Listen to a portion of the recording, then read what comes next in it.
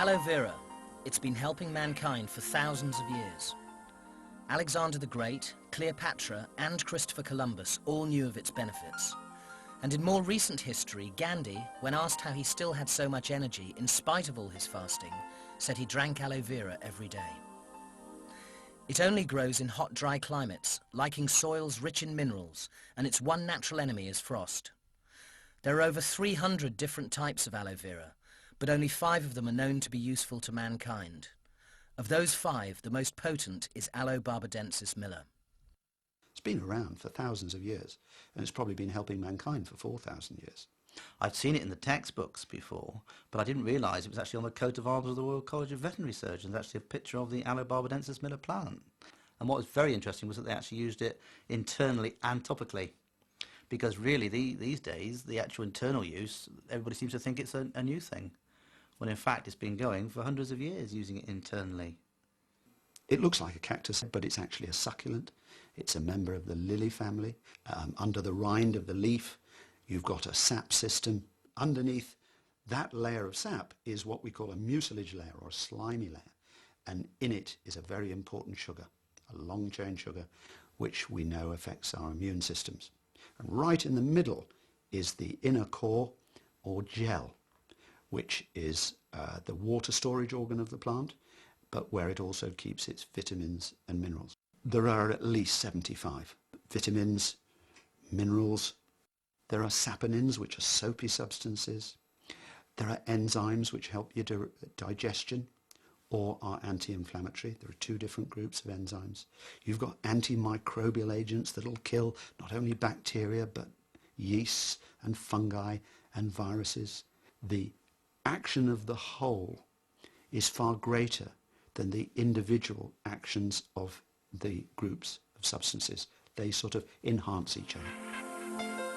To guarantee that the benefits reach you in their purest form, Forever Living Products, the world's largest growers of this remarkable plant, produce only the Rolls-Royce of aloe vera. Our plants are organically grown to start with. We don't use herbicides or pesticides. Our aloe plants are harvested by hand, so only the most mature leaves are cut off the plant, and those leaves are transported very rapidly to the manufacturing plant. They're processed quickly in what's called a cold stabilization process, because a lot of these substances are sensitive substances, and if you boil them up, you'll destroy their effects. We have to add some stabilizers, but they're all from natural sources, and then obviously we put it in the bottle. But we do this without filtration and without concentration. It is important in any product to make sure that you have a decent amount of aloe vera, or it's obviously not going to work.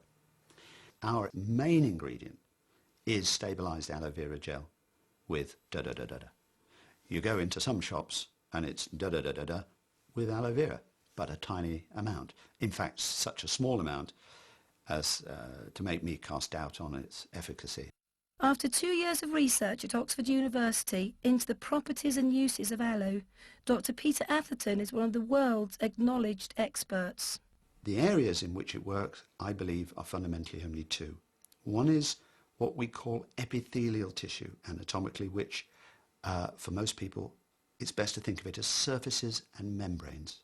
So your biggest epithelium is your skin. But of course, as the skin goes into the mouth, it changes and becomes a mucous membrane, which lines the sinuses, the back of your nose, the throat, then goes down the gullet, lines the stomach and the small bowel, the large bowel, comes out and becomes skin again. It lines the genital tract and it lines the lungs, the bronchi.